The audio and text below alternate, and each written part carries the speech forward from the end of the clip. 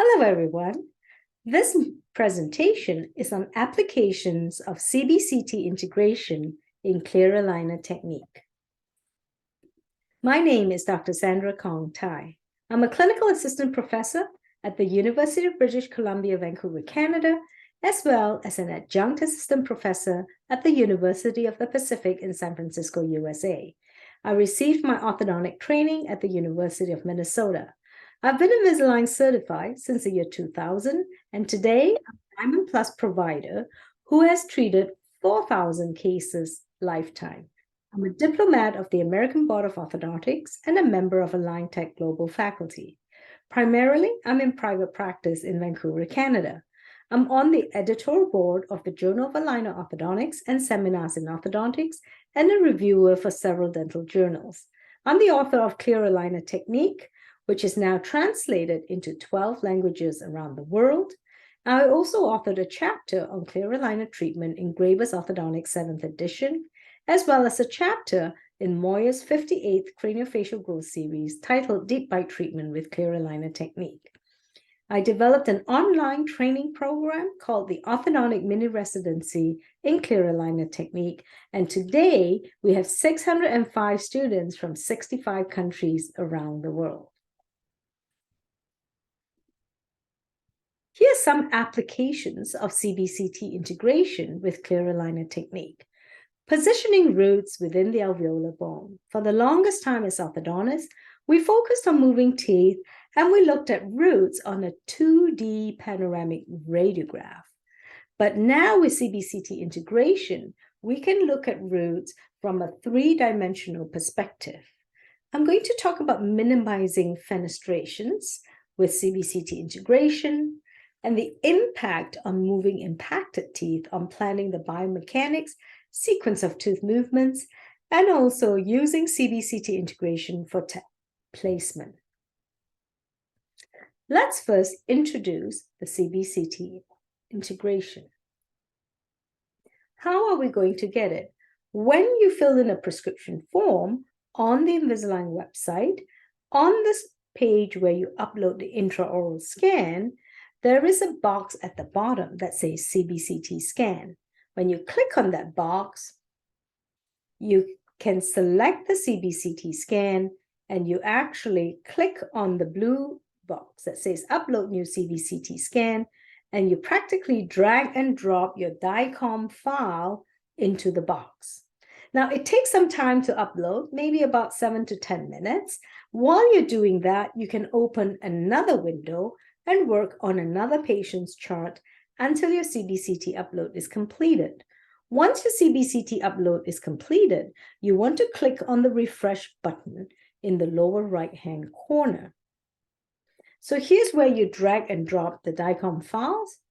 And once it's uploaded, you can view the DICOM file. It is integrated together with your ClinCheck plan.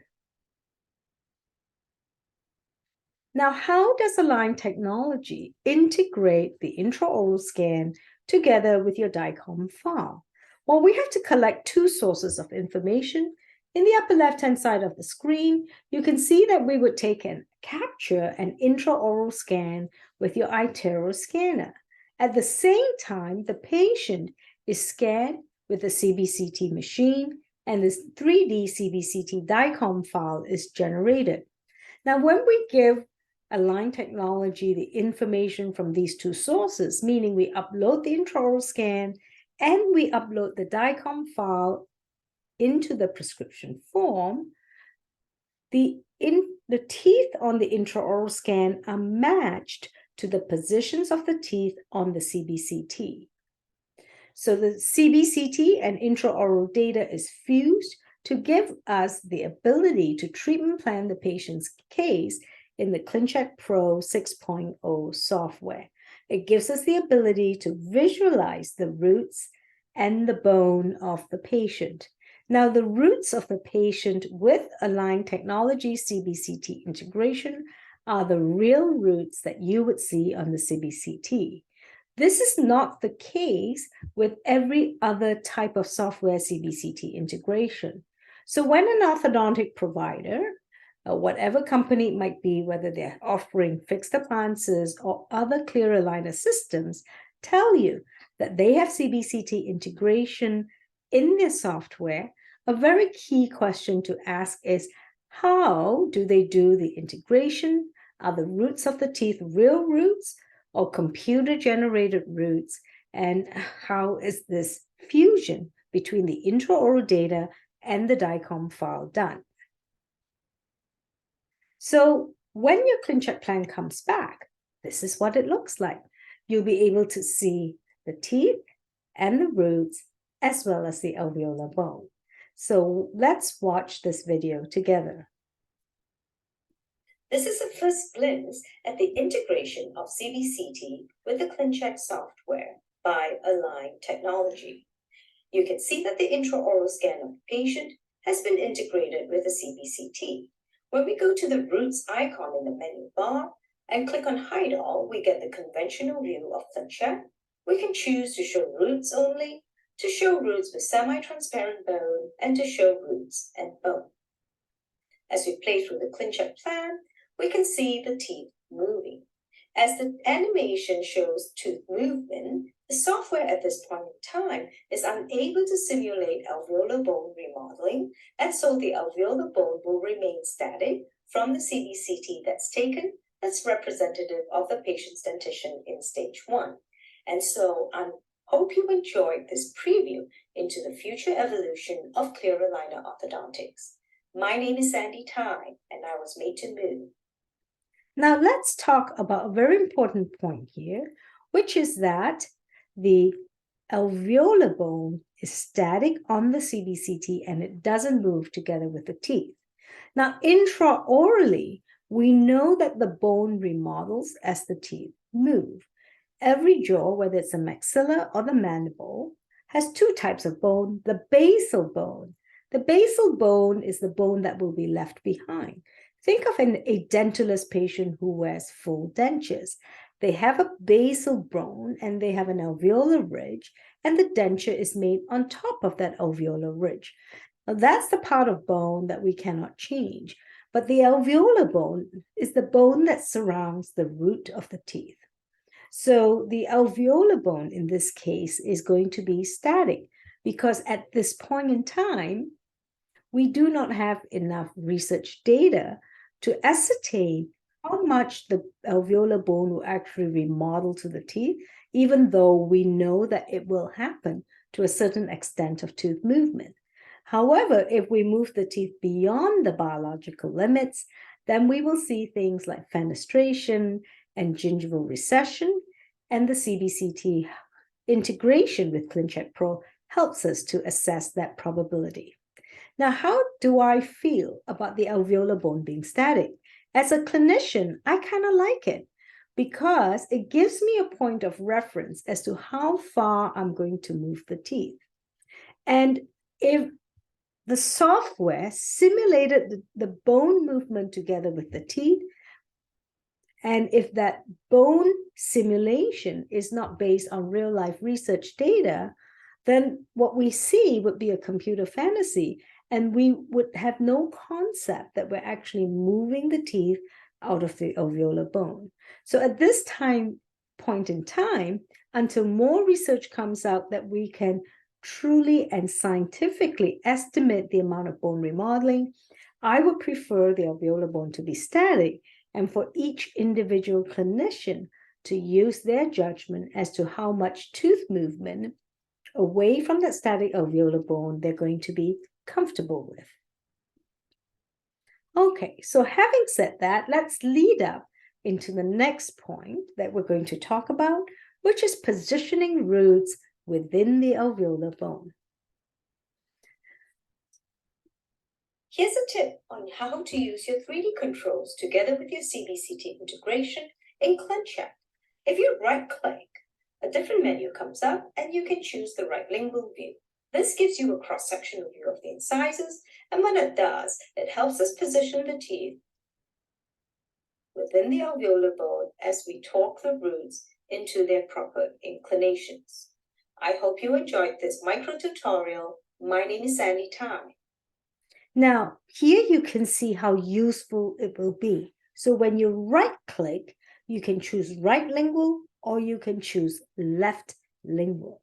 At this time, we can only see the cross-section of the central incisors, but future innovations should allow us to see the cross-section of every single tooth in the dental arch. Wouldn't that be exciting? Now, positioning the low incisor within the mandibular symphysis is especially critical for a lot of the Asian patients with a very, very thin knife-edge mandibular symphysis. It is critical that we leave the roots in the center of that alveolar bone. Now let's look at this. In this situation, we're going to talk about adjusting the torque of lingually erupted incisors. And in this case, we want to focus on the upper lateral incisor. Oftentimes, upper lateral incisors are lingually erupted. As we align the crowns into the dental arch, it is very important to also torque the roots buccally to minimize the chances of relapse. With this 3D CBCT integration of ClinCheck, here I'm assessing the root inclinations, and it looks like the root of the upper lateral is a little bit more lingual than the root of the central. I'm going to select it, and we're going to bring that root just a little bit more buccal to be in line and parallel with the root of the central incisor. This is the original, and this is the final. So you see how critical that is? Because if you wonder why teeth relapse, it's because we didn't move the apex and the crowns. After you remove the brackets and wires or you complete your aligner treatment, the crowns will tend to move back to where the apex of the tooth was. So this is very critical for positioning lingually erupted teeth to get the apex into the correct place so that then the tooth does not drift lingually again. Now let's talk about minimizing fenestrations, because for those of you who have started using CBCT integration, you kind of see the roots kind of moving through the bone and you're thinking, uh-oh, is that good or bad? How much is the bone going to remodel? And how can I modify this ClinCheck to minimize fenestrations? So let's take a look at this case. Hello, everyone. Today, we're going to look at how CBCT integration influences the way we modify our ClinCheck treatment plans. With Align Technology CBCT integration, we can see the presence of unerupted teeth, any incomplete root formation, as well as the roots within the alveolar bone. As we play through the ClinCheck plan, the teeth are moving, and as the teeth move, we notice certain root and crown movements as well. Now remember, the alveolar bone doesn't remodel as the teeth move. However, we know that in real life, the alveolar bone will somewhat follow the roots of the teeth. And so this tiny area at the apex of the upper right canine is really not an area of concern. However, the buccal root of this upper right first premolar may be an area of concern. So now I've pulled up my 3D controls and I'm going to make a modification. As I select the upper right first premolar, you can see that 1 degree of buccal root torque has been added. And so I'm going to select this tool and I'm going to add lingual root torque instead and torque the root right back into the bone. And now I've added 1.9 degrees of root torque and the root is safely back inside the alveolar process. I hope you enjoyed this micro tutorial. My name is Sandy Tai, and I was made to move. Now, can you see how that could happen? So some of your CBCT setups may look a little bit different because now we have to take into account where the alveolar bone is and how the roots are positioned within the alveolar bone. There are certain areas that are especially vulnerable to gingival recession: buccally erupted canines, maxillary first premolars, and of course, lower canines. Now let's talk about keeping the low incisor roots within the mandibular symphysis. Hello, everyone. One of the key principles in orthodontics is the management of the lower incisor position and proclination. 3D CBCT integration helps us to do that better. As we play through the ClinCheck plan and observe this from the lingual view, we can see tooth alignment, arch coordination, but we can also see the roots of the lower incisors moving lingually out of the alveolar process. A certain amount of bone remodeling will happen as this occurs. However, many patients have a very thin mandibular symphysis that has to be managed extremely carefully. And so I'm going to pull up my 3D modifications and I'm going to select all 4 lower incisors. And in this case, I'm going to add buccal root torque to move the roots back within the alveolar process. Now we can right click and choose right lingual, show original and final, and you can see that we've kept the roots within the alveolar process. And this is how 3D CBCT integration is going to help us manage that low incisor position better. My name is Sandy Tai, and I was made to move. So you see, when I do this type of modification, I'm actually not using the arrows because the arrows are not precise enough. What I'll do is I'll actually click every single time, and at some point when the roots are immediately back in the bone, that's when you stop clicking. Every time you click, it's 1 degree of tooth movement. So for these very precise and fine tooth movements, instead of using the arrows to move the tooth, I actually click on the blue and green arrows here instead of using the ones actually around the teeth. So each time you click, it'll be a 1 degree change. It gives you very precise and fine tooth movements. Well, one of my favorite topics, impacted canines, helping us plan the biomechanics. I think for many of you, whether you're using fixed appliances or aligners for impacted canines, for those special cases, you've already been taking CBCTs on these unusual cases. But now we can actually integrate the CBCT into the ClinCheck plan. For example, look at this impacted canine case that we are planning with the CBCT. It's a buccally enrupted canine.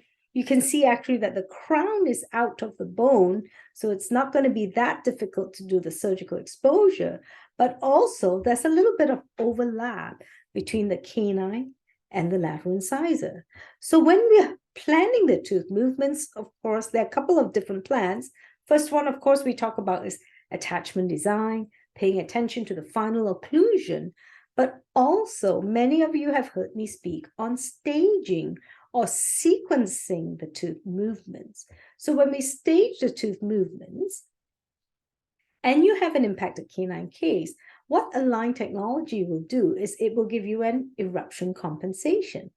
Now, the eruption compensation is taken from a library of matching teeth. So based on the anatomy and morphology of the existing permanent teeth in the mouth, they will select from the 30,000 library the tooth that most closely would match the unerupted canine.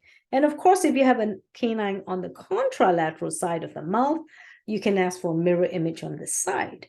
But we know in the experience of orthodontics that if we have an eruption compensation, the exact mesiodistal width of the impacted canine, well, that's not going to work out. Oftentimes, those canines come in at a diagonal, and if the tooth is tilted mesiodistally or rotated, it's going to need more space than the normal mesiodistal width of impacted canine. So the first thing we want to do really is we want to open up the space. Just the same way we would put a coil spring on fixed edgewise appliances. You might write in your ClinCheck plan, if your mesiodistal width is 8 millimeters, you might say, give me a Pontic 10 millimeters wide and open up a space 10 millimeters between the lateral incisor and the first premolar. And once you open up that space, what will happen is now you're distancing the roots of the lateral incisor from the impacted canine. The other thing this helps us do, of course, is to plan the biomechanics of how and where we're going to move this impacted canine. So for example, we really don't want to extrude the impacted canine immediately after the surgical exposure because it's very close to the root of the lateral and there's a space between the canine and the first premolar. So we know the first direction of pull when we're planning the biomechanics is really to pull distal. Separate it away from the root of the lateral, and once you've pulled it distally, then you can use your extrusive elastic to extrude it into the eruption compensation that's in the upper aligner. So let's look at an impacted canine case. Now, this young lady, actually her teeth look fairly aligned, and she has some retained and submerging primary second molars. And this was one of the reasons why we decided to use aligners instead of fixed edgewise appliances. On the right buccal photograph on the left-hand side of the screen, you can see that the upper right primary canine is still present, and on the left side, the primary canine is missing. So this are pre-treatment radiographs. And of course, when we look at the pre-treatment panoramic radiograph, it doesn't look good for that lateral incisor or the impacted canine either. The second premolars actually look like they're quite far away from eruption, and the distal roots of the lower primary second molars are not even resolved yet. So, despite this, we decided to start treatment immediately because of the danger of further root resorption on the upper left lateral. So our first ClinCheck plan really is to open up more space between the premolar and the lateral. And you can see the lateral is kind of mesial crown tip, distal root tip. We're going to try and adjust the root of the lateral a little bit. We've placed attachments on the retained primary molars so that when the patient takes the aligner in and out, the attachment action against those primary molars will help to exfoliate those primary molars sooner. Now, there are 21 aligners in this treatment plan, and as soon as we finished aligner 21, we sent her for surgical exposure. So here she is after aligner 21, and in the upper right quadrant here, you can see the primary canine has exfoliated, the lower primary second molar has exfoliated. That was the one with the unresolved root on the mesial, and the second premolar has erupted. The upper primary second molar is retained. Now, on the left side, we have improved the root inclination of the lateral a little bit. The primary molar has exfoliated, and the premolars have come and rotated, and the primary second molar in the upper arch is still submerged. So now at 5 months, we send her for surgical exposure. So we take a CBCT field of view, and we can see that the root of the lateral has really been resolved. So it helps us plan our biomechanics, as we said. Now, this was not the same case that I showed in that CBCT, but same principle. We have a mesially impacted canine, and the patient comes back with a close exposure and a gold chain protruding from the gingiva. So the first thing we're going to do, of course, is to pull distally. We make a button cutout on the first molar, and we tie a power thread or a chain from the gold, or an elastomeric chain from the gold chain to the button on the first molar. Now, once the canine has distalized, and of course, it's not a straight distal force, it's a distal and extrusive force. You can see the tooth has erupted into the mouth. And at this point, now we are ready to run our extrusive elastic because the canine now has moved away from the root of the lateral incisor. So first, retracting the canine distally with a power thread and elastomeric chain, and then extruding it with an extrusive, or what's commonly called a bootstrap elastic, into the eruption compensation. At the same time, if you look on the other side of the arch, the upper right canine, upper right second premolar is erupting. Now here I wanted to show you what it looks like on the day that we scan for additional liners. You can see that we've erupted the canine into the eruption compensation that's designed for it. And at this point, I decided that the canine had erupted enough that we could rescan and then incorporate it into our additional liner order. Now, it doesn't mean the patient has finished wearing their aligners. You can make this decision at any aligner stage in the treatment. Now, this is the next additional liner plan. You can see we're picking up the rotated premolars, in second premolars in all 4 quadrants. The canine itself needs some rotation, mesial root tip, midline's a little bit non-coincident. Now, see that attachment on the lateral? We did not bond that attachment onto the tooth because of the root resorption. We approved the additional liners because we were on a very tight timeline for this patient, but we left the attachment off the lateral incisor. And so if you get a ClinCheck back, you've got attachments, you don't have to put all the attachments on. You just select which attachments you want to put on. In this case, because of the short root on the lateral, we decided to leave that attachment off. We discussed this with the parents and said very likely the extrusion will not happen 100% without an attachment, but we don't want to put much stress on this tooth. So these are the final records at 35 months. Now, if you look at the anterior view, the aesthetics actually look quite nice. The gingival margin on the right is higher than the one on the left. Hopefully with growth, the left side will keep up with the right.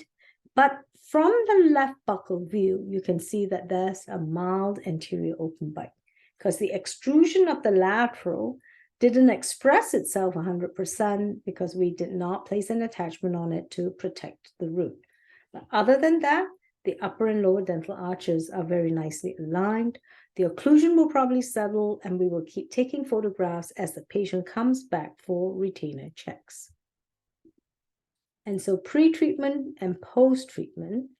And post-treatment, you can have a look at the root of the lateral. It ends right here. We bonded an upper 2-to-2 retainer wire.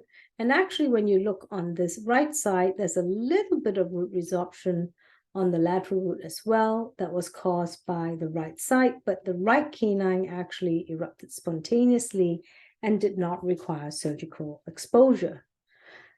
Research has shown that teeth with root resorption, once the orthodontic forces are removed, they will actually stay that way for a very, very long time.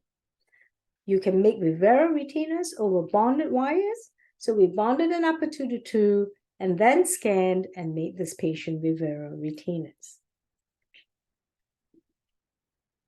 Now, finally, in this section, we're going to look at how useful CBCT is for placing TADs. This is a patient we actually just placed the TAD today. And you can see here, we actually are trying to do a full arch intrusion because the patient shows a lot of gingival display when smiling, both in the front as well as in the back. And so we were planning for posterior as well as anterior intrusion. And here we looked at the CBCT to look at where we had enough space between the roots to place the TADs. And on the posterior buccal, we decided to place it between the 6 and 7. And then we looked at the CBCT again, and we looked on the lingual. Where could we place the TAD on the lingual? Now, normally, I think most of us would look at the real DICOM file, but the one that's very conveniently at the chair side is the ClinCheck plan. And so it depends also on what stage of treatment you're placing the CBCT. So if you decided, I'm going to give the patient the aligners, have them come back in 8 weeks, and at stage 8, I'm going to place the CBCT, you can scroll your ClinCheck plan all the way to stage 8, and then look at where you have spaces between the roots to place your CBCT. So we wanted to do right posterior buccal, right posterior lingual.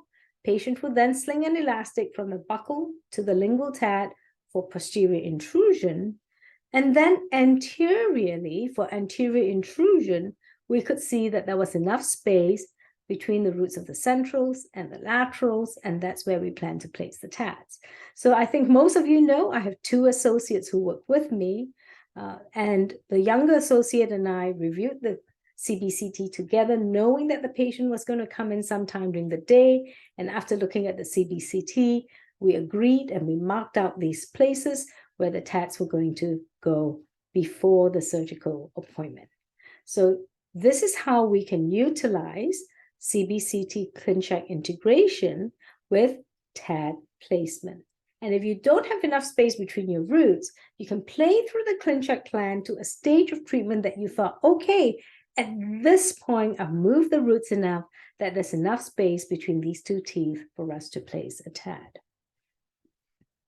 And so, to summarize, today we talked about applications of CBCT integration with clear aligner technique. We looked at positioning roots within the alveolar bone, correcting the torque of the teeth, and making sure that they were seated within the mandibular symphysis. We looked at minimizing fenestrations and what to do if your ClinCheck plan came back with fenestrations in the CBCT. We could very easily adjust that using the 3D controls. We looked at using the CBCT integration for impacted teeth to help us plan the biomechanics as well as the sequence of tooth movements. And finally, we looked at CBCT integration to help us decide where were the most ideal places to place TADs, even as the treatment is ongoing. So if you were interested in this session and you're interested in our orthodontic mini residency in clear aligner technique, take a screenshot or scan the QR code right now to sign up for the course. It was wonderful having you today on this presentation. My name is Sandy Tai, and I was made to move.